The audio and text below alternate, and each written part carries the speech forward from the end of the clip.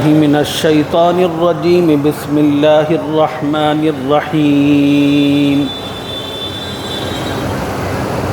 والعاديات ضبحا فالموديات قدحا فالمغيرات صبحا فأثرن به نقعا فوسطن به جمعا إن الإنسان لربه لكنود وإنه على ذلك لشهيد وإنه لحب الخير لشديد أفلا يعلم إذا بعثر ما في القبور وحصل ما في الصدور إن ربهم بهم يومئذ لخبير صدق اللہ العظیم۔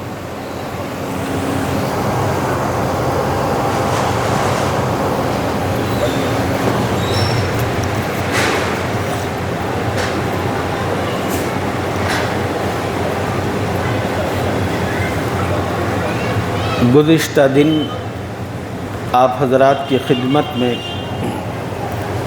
سورۃ الزلزال سے متعلق کچھ بنیادی باتیں عرض کی گئی تھی۔ سورۃ الزلزال کا جو بنیادی موضوع تھا وہ یہ تھا کہ دنیا میں انسان جو کچھ کرتا ہے اللہ تعالیٰ کے پاس اس کا بدلہ اس کو یقینی طور پر مل کر رہے گا۔ دنیا میں انسان اگر اچھا کام کرتا ہے تو اللہ تعالیٰ کے یہاں اس کو اچھا بدلہ ملے گا۔ دنیا میں انسان اگر غلط اور برا کام کرتا ہے تو اس کا غلط اور برا بدلہ بھی اس کو مل کر رہے گا۔ ایسا نہیں ہوگا کہ آپ جو چاہیں کریں دنیا میں اور پھر اس کو کوئی پوچھنے والا نہ ہو، ایسا نہیں ہوگا۔ آپ نے اگر اچھا کیا تو اچھا بدلہ ہے، غلط کیا ہے تو غلط بدلہ ہے۔ ابھی میں نے جو سورہ مبارکہ آپ کے سامنے پڑھی ہے اس کا نام ہے سورۃ العادیات۔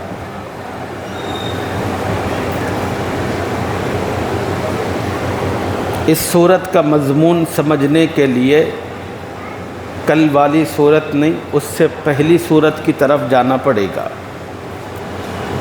اس سے پہلے جو سورت ہے اس کا نام ہے سورۃ البینہ۔ اس سورت کا نام کیا ہے؟ سورۃ البینہ۔ اس سورت میں اللہ تعالیٰ نے ایک انسان سے متعلق، ایک مومن سے متعلق خدا کا کیا منصوبہ ہے اس منصوبے کو بیان فرمایا۔ سورۃ البینہ میں ایک مسلمان سے متعلق اللہ تعالیٰ کی چاہت کیا ہے، اللہ تعالیٰ ایک مسلمان سے متعلق کیا پسند کرتے ہیں، اس کو کس طرح دیکھنا چاہتے ہیں، اس مضمون کو بڑی تفصیل سے اس سورت میں بیان کیا گیا۔ وہ منصوبہ کیا ہے خدا کا، خدا کی پسند میں آپ کو بتاتا ہوں۔ اللہ تعالیٰ ہر انسان سے متعلق یہ چاہتے ہیں کہ وہ دنیا میں صرف اللہ کی عبادت و بندگی کرے۔ ہر انسان سے متعلق اللہ کی چاہت یہ ہے کہ ہر انسان صرف اللہ کے سامنے جھکے، اللہ کی عبادت و بندگی کرے۔ اور اللہ تعالیٰ ہر انسان سے متعلق دوسری بات یہ چاہتے ہیں کہ وہ حنیف بن کر رہے۔ اللہ دوسری بات جو ہر انسان سے چاہتے ہیں وہ یہ ہے کہ وہ حنیف بن کر رہے۔ اب سوال یہ ہے کہ حنیف کس کو کہتے ہیں؟ حنیف کہتے ہیں ساری دنیا سے ہٹ کٹ کر، حنیف کہتے ہیں ساری دنیا سے ہٹ کٹ کے اللہ کے ساتھ اپنے آپ کو متعلق کرے، اس کو حنیف کہتے ہیں۔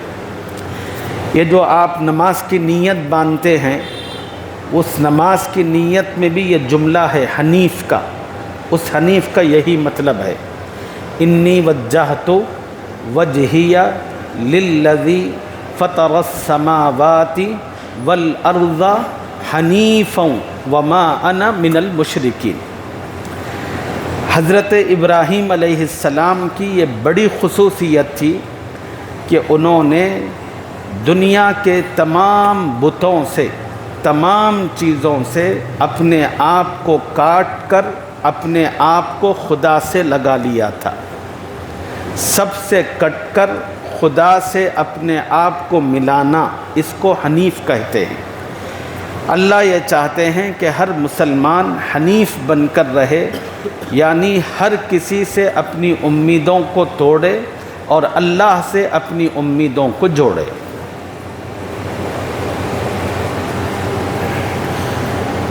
تیسری بات، اللہ تعالیٰ ہر انسان سے اور بالخصوص مسلمان سے یہ چاہتے ہیں وہ بدنی عبادتیں بھی انجام دے، مالی عبادتیں بھی انجام دے۔ اللہ تعالیٰ نے جو احکامات انسان کو دیے ہیں وہ دو قسم کے ہیں۔ بعض احکامات اور ہدایات وہ ہیں جس کا تعلق انسان کے بدن سے ہے، بعض اللہ کی ہدایتیں وہ ہیں جن کا تعلق انسان کے مال سے ہے۔ مثلا نماز پڑھنا یہ اللہ کا حکم ہے، خدا کے اس حکم کا تعلق انسان کے بدن سے ہے، اس لیے کہ آدمی کو نماز پڑھنا ہوگا تو ٹہرنا پڑے گا، رکوع کرنا پڑے گا، قرآن پڑھنا پڑے گا، سجدہ کرنا پڑے گا۔ یہ پوری کی پوری جو ایکٹیویٹیز ہیں، ان ایکٹیویٹیز کا تعلق انسان کے جسم سے ہے۔ کچھ عبادتیں اللہ تعالیٰ نے ایسی دی ہیں جن کا تعلق پیسوں سے ہے۔ مثلا اللہ نے زکوٰۃ فرض فرمائی ہے، اور اللہ تعالیٰ اپنے بندوں کو حکم دیتے ہیں اگر کسی مسلمان کے پاس اتنی مقدار میں سونا چاندی ہو یا روپیے پیسے ہوں، وہ ان سونا چاندی اور روپیے پیسوں کا حساب کر کے 2.5% اللہ کی رضا کے لیے غریب اور مستحقین کو ادا کرے۔ اب یہ جو عبادت اللہ کا حکم ہے اس کا تعلق مال کے ساتھ ہے۔ کسی کے پاس پیسہ ہوگا تو خدا کا یہ حکم اس پر لاگو ہوگا، اگر کوئی آدمی غریب ہے تو پھر اس پر خدا کا یہ حکم لاگو ہی نہیں ہوگا۔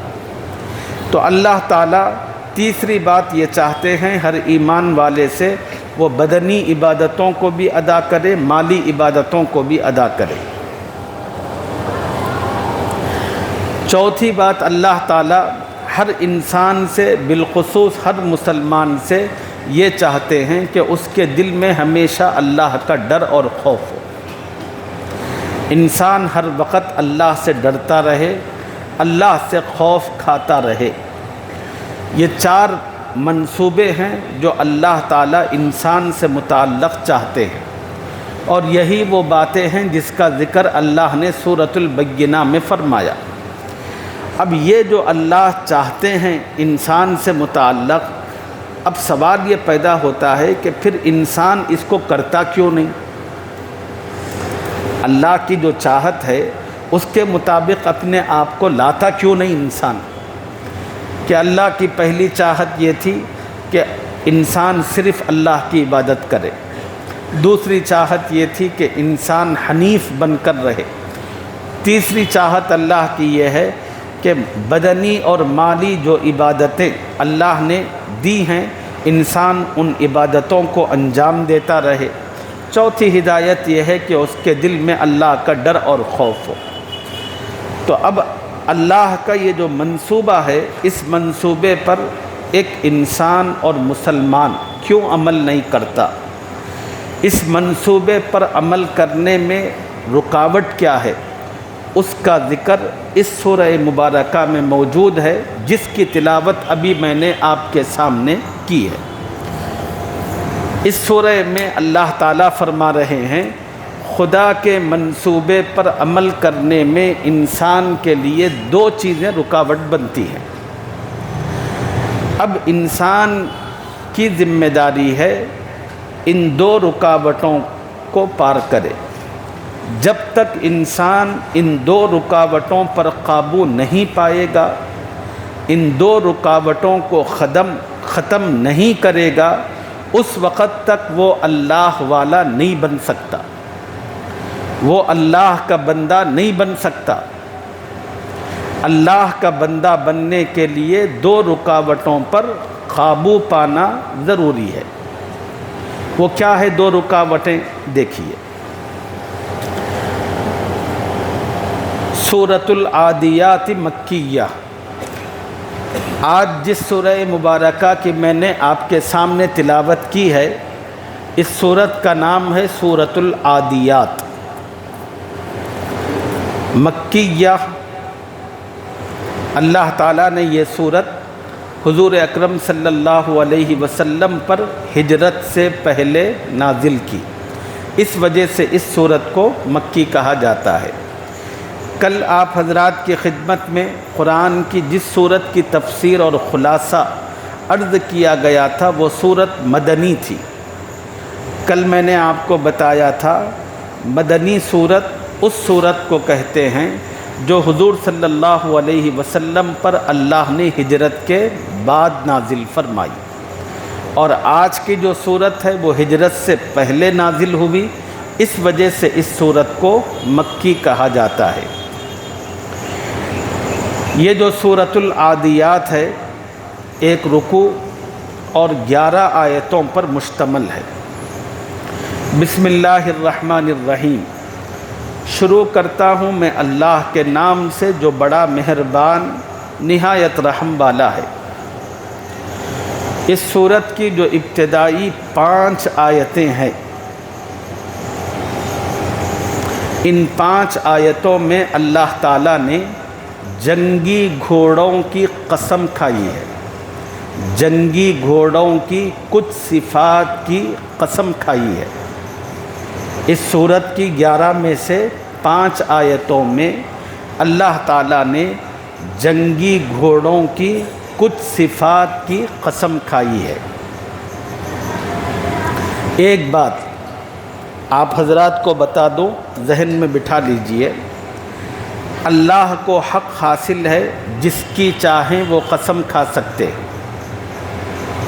اللہ کو حق حاصل ہے وہ جس کی چاہے قسم کھا سکتے ہیں، مگر ہمیں حق حاصل نہیں ہے ہم جس کی چاہے قسم کھائیں۔ فرق ہے، اللہ میں اور انسان میں فرق ہے۔ اللہ کو حق ہے وہ جس کی چاہے قسم کھا سکتا ہے، لیکن انسان کو یہ حق نہیں ہے وہ جس کی چاہے قسم کھائے۔ انسان کو تو بس ایک ہی قسم کھا سکتا ہے اور اسی کی اس کو اجازت ہے، اور وہ قسم ہے اللہ کی۔ انسان صرف ایک قسم کھا سکتا ہے، اس کے علاوہ کسی اور قسم کی اس کو اجازت نہیں ہے، اور وہ ایک قسم جس کو انسان کھا سکتا ہے وہ اللہ کی قسم ہے۔ اب انسانوں میں جو لوگ کہتے ہیں میرے باپ کی قسم، میری ماں کی قسم، میری بیوی کی قسم، میرے بچے کے سر کی قسم، یہ سب بکواس ہے، یہ سب بدترین گناہ ہے۔ انسان کو اس کا حق نہیں ہے کہ وہ کسی چیز کی چاہے قسم کھائے، اور اگر کھاتا ہے تو اس قسم کا اعتبار بھی نہیں۔ انسان صرف ایک ہی قسم کھا سکتا ہے، اور وہ قسم ہے اللہ کی قسم۔ سامنے والے آدمی کو یقین دلانے کے لیے، اپنی بات کا اعتبار کرانے کے لیے قسم کی ضرورت پڑتی ہے، تو اب مسلمان صرف اتنا کر سکتا ہے، میں اللہ کی قسم کھا کر آپ کو یہ بات کہہ رہا ہوں۔ خدا کے علاوہ کسی اور کی قسم کھانے کی انسان کو اجازت نہیں ہے، مگر اللہ کو اجازت ہے، وہ جس کسی چیز کی چاہیں قسم کھا سکتے ہیں۔ اب ایک سوال پیدا ہوتا ہے، سوال یہ ہے بھئی اللہ کو کیوں اجازت ہے، انسان کو کیوں اجازت نہیں ہے؟ اللہ کو اجازت ہے ہر چیز کی، وہ قسم کھا سکتا ہے، انسان کو اجازت نہیں ہے۔ کیوں؟ اس کا جواب یہ ہے، ہر چیز کی قسم کھانے کا حق اور اختیار صرف اسی کو حاصل ہے جس نے ہر چیز بنائی۔ ہر چیز کا قسم کھانے کا حق اور اختیار صرف اسی کو حاصل ہے جس نے ہر چیز کو بنایا، اور جس نے کوئی چیز نہیں بنائی اس کو کسی چیز کی بھی قسم کھانے کا اختیار نہیں ہے۔ اب اللہ نے چونکہ ہر چیز بنائی ہے اور ہر چیز اسی کی پیدا کی ہوئی ہے، اس کو حق حاصل ہے، وہ انسان کی بھی قسم کھا سکتا ہے، پہاڑ کی بھی کھا سکتا ہے، زمانے کی بھی کھا سکتا ہے، گھوڑے کی بھی کھا سکتا ہے، جس کی چاہے وہ کھا سکتا ہے، اس لیے کہ ہر چیز اسی کی بنائی ہوئی ہے۔ انسان کیوں نہیں کھا سکتا؟ اس لیے کہ انسان نے کوئی چیز نہیں بنائی، انسان خود بنا ہوا ہے اور انسان کو اللہ نے بنایا، اس لیے انسان کسی چیز کی نہیں کھا سکتا، کھا سکتا ہے تو صرف اپنے بنانے والے اللہ کی کھا سکتا ہے۔ اب آئیے، جو قسمیں اللہ نے کھائی ہیں، والعادیات ضبحا، قسم ہے ان گھوڑوں کی جو ہانپتے ہوئے دوڑتے ہیں۔ والعادیات ضبحا، قسم ہے ان گھوڑوں کی جو ہانپتے ہوئے دوڑتے ہیں۔ گھوڑا جب تیزی کے ساتھ دوڑتا ہے تو اس کے سینے سے ایک آواز نکلتی ہے، ذبح ذبح کی آواز نکلتی ہے، اور یہ آواز کا نکلنا اس بات کی علامت ہوتی ہے گھوڑا پوری رفتار کے ساتھ جا رہا ہے اور اس کی وجہ سے اس کو ہانپنی آ رہی ہے۔ جیسے انسانوں میں کوئی تیز دوڑے تو اس کو سانس چڑھتی ہے، ایسے ہی گھوڑا جب انتہائی تیزی کے ساتھ دوڑتا ہے تو اس کو بھی ہانپنی آتی ہے۔ اللہ نے گھوڑے کی اس صفت کی قسم کھائی۔ والعادیات ضبحا، قسم ہے ان گھوڑوں کی جو ہانپتے ہوئے دوڑتے ہیں۔ فالموریات قدحا، پھر پتھروں پر ٹاپ مار کر آگ جھاڑتے ہیں۔ قسم ہے ان گھوڑوں کی جو پتھروں پر ٹاپ مار کر آگ جھاڑتے ہیں۔ آپ کو معلوم ہے گھوڑے کا جو پیر ہوتا ہے اس کے پیر کے نیچے نال ماری جاتی ہے، لوہے کے ٹکڑے مارے جاتے ہیں۔ اب نارمل جب گھوڑا چلتا ہے پتھروں پر تو کچھ بھی آگ نہیں نکلتی۔ آگ کب نکلتی ہے؟ آگ اس وقت نکلتی ہے جب گھوڑا اپنی پوری اسپیڈ پر ہو، جب پوری رفتار کے ساتھ پتھریلی زمین پر اپنے لوہے کا وہ پیر زمین پر مارتا ہے، پتھر پر مارتا ہے، جب یہ دونوں کا آپس میں ٹکراؤ ہوتا ہے تو پھر چنگاریاں نکلتی ہیں۔ تو اللہ تعالیٰ نے دوسری جنگی گھوڑے کی اس حالت کی قسم کھائی، فالموریات قدحا، پھر پتھروں پر ٹاپ مار کر آگ جھاڑتے ہیں۔ فالمغیرات صبحا، پھر صبح سویرے دشمن پر دھاوا کرتے ہیں۔ عرب جو لوگ تھے یہ رات میں کسی دشمن پر حملہ کرنے کو اپنی بزدلی سمجھتے تھے۔ عرب لوگ حملہ جو کرتے تھے وہ صبح کے وقت میں کرتے تھے۔ اسی کا ذکر ہے کہ فالمغیرات صبحا، پھر صبح سویرے دشمن پر دھاوا کرتے ہیں۔ فأثرن به نقعا، پھر اس وقت گرد و غبار اڑاتے ہیں۔ عام طور پر صبح کا جو وقت ہوتا ہے، صبح کے وقت میں دھول نہیں اڑتی۔ صبح کے وقت میں اگر دھول اڑ رہی ہے تو اس کا مطلب یہ ہے کہ جو گھوڑے ہیں وہ بڑی تیز رفتاری کے ساتھ آ رہے ہیں، جا رہے ہیں، ان کی تیز رفتاری کی وجہ سے زمین ہل رہی ہے اور اس کی وجہ سے دھول اور مٹی اڑ رہی ہے۔ فأثرن به نقعا، پھر اس وقت گرد و غبار اڑاتے ہیں۔ فوسطن به جمعا، پھر دشمن کی فوج میں جا گھستے ہیں۔ یہ 5 قسمیں ہیں جو اللہ تعالیٰ نے شروع کی 5 آیتوں میں گھوڑے کے مختلف پہلو اور اس کی صفات کو سامنے رکھ کر کھائی ہے۔ اب اللہ یہ 5 قسمیں کھا کر وہ 2 باتیں ارشاد فرما رہے ہیں، جو 2 باتیں انسان کی اللہ کے منصوبے پر عمل کرنے میں رکاوٹ بنتی ہیں۔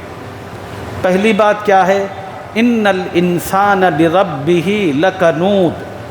اللہ تعالیٰ فرما رہے ہیں بے شک انسان اپنے پروردگار کا بڑا ناشکرا ہے۔ یہ 5 قسم کھا کر اللہ کیا بتا رہے ہیں؟ ان الانسان لربہ لکنود، بے شک انسان اپنے رب کا بڑا ناشکرا ہے۔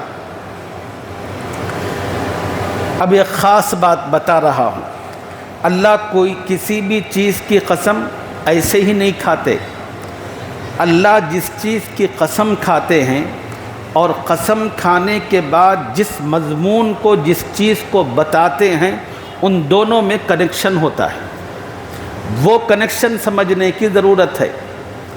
جب تک آدمی ان دونوں کے درمیان کے کنیکشن کو نہیں سمجھے گا پھر اس صورت کا مضمون وہ بات سمجھ ہی نہیں آئے گی۔ اب اللہ نے 5 قسمیں کھائیں گھوڑوں کی، اور قسمیں کھا کر جو بات کہی وہ کیا؟ ان الانسان لربہ لکنود، بے شک انسان اپنے رب کا بڑا ناشکرا ہے۔ اب اس بات میں اور قسموں میں کنیکشن کیا ہے؟ کنیکشن یہ ہے، اللہ تعالیٰ فرما رہے ہیں کہ یہ گھوڑا جس کو انسان پالتا ہے اور جس کی مالش کرتا ہے، اور ضرورت پڑنے پر جب گھوڑے کو بھوک لگتی ہے تو انسان تھوڑا سا دانہ اور چارہ اس کو لا کر دیتا ہے۔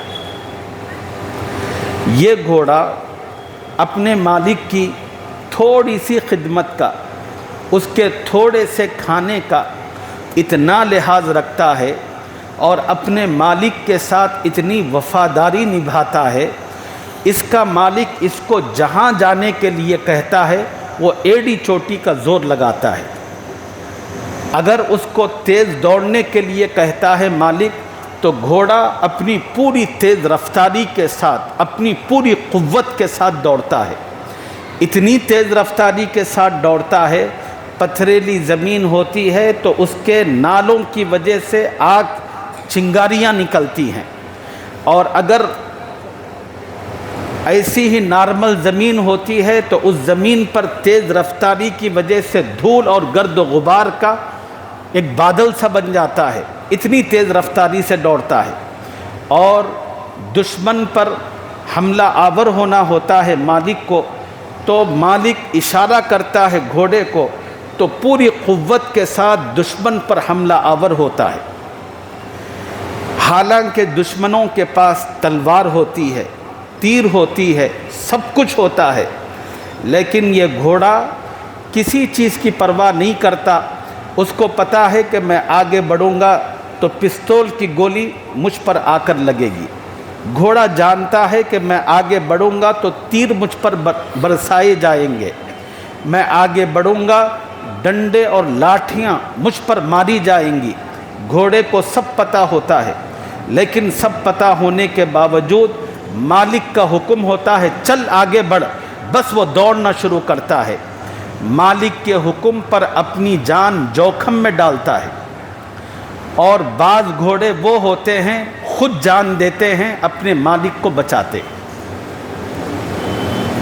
اگر خطرہ سامنے آتا ہے تو وہ گھوڑے اپنی جان کی بازی لگاتے ہیں، اپنے مالک کی سیفٹی کرتے ہیں۔ اب اللہ تعالیٰ فرما رہے ہیں اب انسان کو سوچنا چاہیے یہ جو گھوڑا تھا کیا اس نے اس کو پیدا کیا؟ یہ گھوڑا جو انسان کے ایک اشارے پر اتنا سب کچھ کر رہا ہے، اپنی جان جوکھم میں ڈال رہا ہے، اس کے لیے تکلیفیں، مشقتیں اور مصیبتیں برداشت کر رہا ہے، اب اللہ پوچھ رہے ہیں کہ انسان بتائے کیا اس گھوڑے کو اس نے پیدا کیا؟ ظاہر سی بات ہے کہ گھوڑے کو آپ نے پیدا نہیں کیا۔ اچھا، اب مالک جو ہے گھوڑے کا وہ کر کیا رہا ہے؟ اس نے گھوڑا مل رہا تھا بازار میں، اس کو خریدا اور بس تھوڑا سا کھانا لا کر دیا، دانہ اور چارہ۔ حالانکہ یہ دانہ اور چارہ اس کو بھی انسان نے نہیں پیدا کیا، یہ بھی اللہ نے پیدا کیا۔ پھر انسان کا کام کتنا ہے؟ انسان کا کام اتنا ہے کہ اللہ کے پیدا کیے ہوئے چارے کو، اللہ کے پیدا کیے ہوئے دانے کو ایک جگہ سے لا کر اس گھوڑے کے سامنے رکھتا ہے۔ اتنا ہی انسان کا کام ہے۔ اتنے تھوڑے احسان کا گھوڑا اتنا خوبصورت صلہ دیتا ہے کہ اپنی جان کی پرواہ نہ کرتے ہوئے اپنے مالک کی تحفظ کرتا ہے، اس کی حفاظت کرتا ہے۔ اب اللہ گھوڑے کی ان صفات کو بیان کر کے انسان کو شرم دلا رہے، انسان کو احساس دلا رہے ہیں۔ اللہ کہہ رہے ہیں دیکھ، ایک طرف تو ہے، دوسری طرف یہ گھوڑا ہے۔ یہ گھوڑا کتنا فرما بردار ہے، مالک نے اس کو پیدا بھی نہیں کیا، اس کو بنایا نہیں، تھوڑا سا کھانا ایک ٹائم کا لا کر کھلایا، یہ اپنی جان جوخم میں ڈالنے کے لیے تیار ہے۔ انسان سوچ تو اپنے آپ کو، تو ایک ناپاک خطرہ تھا، اللہ نے تجھے پیدا کیا۔ اللہ تعالیٰ نے 9 مہینے تک ماں کے پیٹ میں رکھ کر تیری مکمل طور پر کمپلیٹ تیاری کی۔ 9 مہینے گزرنے کے بعد خدا نے ماں کے پیٹ سے تجھے باہر نکالا، اور تو ایسا تھا کہ نہ تجھے بولنا آتا تھا، نہ تجھے اپنی ضرورتوں کا اظہار آتا تھا، بس تجھے ایک ہی کام آتا تھا، رونا رونا، فقط رونا آتا تھا۔ اس اللہ کی مہربانی دیکھ، جس ماں کی کوکھ سے اللہ نے تجھے دنیا میں لایا، تیرے رونے کی اداؤں کو خدا نے اس کے دل کے اندر بٹھا دیا۔ ایک مرتبہ تو روتا ہے، ماں اس رونے پر سمجھتی ہے کہ میرا لال بھوکا ہو چکا ہے، بے چین ہو کر اس کو اپنے بچے کو دودھ پلاتی ہے۔ تو پھر روتا ہے، ماں کہتی ہے میرے لال نے پیشاب کر لیا ہے، فوراً وہ کپڑے بدلتی ہے۔ پھر تو روتا ہے، ماں سمجھتی ہے کہ میرے لال کو پیٹ میں درد ہو رہا ہے، وہ بے چین و بے قرار ہوتی ہے۔ اللہ تعالیٰ نے پھر تیری پرورش کی۔ اب تیرے جسم جو اتنا سا تھا، مختصر سا، اس جسم کو بڑھانے کے لیے اللہ تعالیٰ نے اس دنیا میں مختلف قسم کی چیزیں بنائی، کھانے پینے سے متعلق یہ سب چیزیں خدا نے بنائی، اور اللہ نے وہ چیزیں تجھے دیں، اور ان چیزوں کے نتیجے میں تیرا جسم بڑھتا رہا بڑھتا رہا بڑھتا رہا بڑھتا رہا، یہاں تک کہ تو 25 سال کی عمر کو پہنچا تو 6 فٹ کا ہٹا کٹا انسان بنا۔ اور تیری ابتدا منی کا ایک ناپاک گندا خطرہ تھی، ایسا گندا خطرہ اگر تیرے کپڑوں کو لگتا تو انسان جب تک چین نہیں پاتا جب تک کہ اس کو رگڑ رگڑ کر دھو نہ دے۔ ہاتھ کو اگر لگتا پانی کا وہ ناپاک اور گندا خطرہ تو انسان بے چین ہوتا اس خطرے کو جب تک کہ صابن سے اور شیمپو سے دھو کر اس کو ختم نہ کرتا۔ وہ خطرے کو اللہ نے خوبصورت 6 فٹ کا ہٹا کٹا انسان بنایا، اس کو ہر قسم کی نعمتیں دی۔ جس انسان پر اللہ نے اتنے احسانات اتنے انعامات کیے، اس انسان کی وفاداری خدا کے ساتھ کیسی ہونی چاہیے تھی، یہ ہے وہ مضمون جو اللہ بتانا چاہتے ہیں۔ دوسری طرف ایک گھوڑا ہے، اس کے مالک نے صرف اس کو ایک ٹائم کا کھانا دیا، وہ بھی اس کا نہیں تھا، اللہ کا بنایا ہوا کھانا لا کر پہنچایا۔ وہ اپنی جان کی بازی لگاتا ہے، اپنے آپ کو خطرے میں ڈالتا ہے۔ دوسری طرف انسان ہے، خدا نے اس کے ساتھ اتنا احسان کیا، خدا کہتا ہے نماز پڑھ، وہ اٹھتا ہی نہیں، ٹس سے مس ہی نہیں ہوتا۔ اللہ کہتا ہے قرآن پڑھ، وہ ٹس سے مس ہی نہیں ہوتا۔ اللہ کہتے ہیں کہ بھائی فلاں نیکی کر، وہ سوتا رہتا ہے۔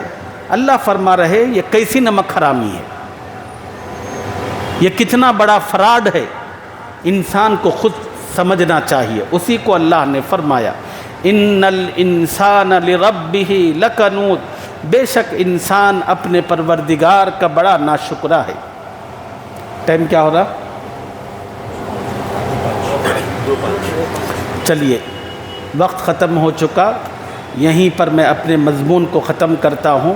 انشاءاللہ جو اور دوسرا سبب ہے اللہ کی نافرمانی میں رکاوٹ کا، اس سے متعلق مزید تفصیل اگلے سبق میں آپ حضرات کی خدمت میں عرض کروں گا۔ اللہ اپنے کرم سے قرآن کی صحیح سمجھ اپنے کرم سے ہم سب کو عطا فرمائے، مجھے اور آپ کو گھوڑے سے سبق لیتے ہوئے اللہ کا فرما بردار اچھا بندہ بننے کی خدا مجھے اور آپ کو توفیق عطا فرمائے، آمین یا رب العالمین۔ سبحان اللہ و بحمدہ۔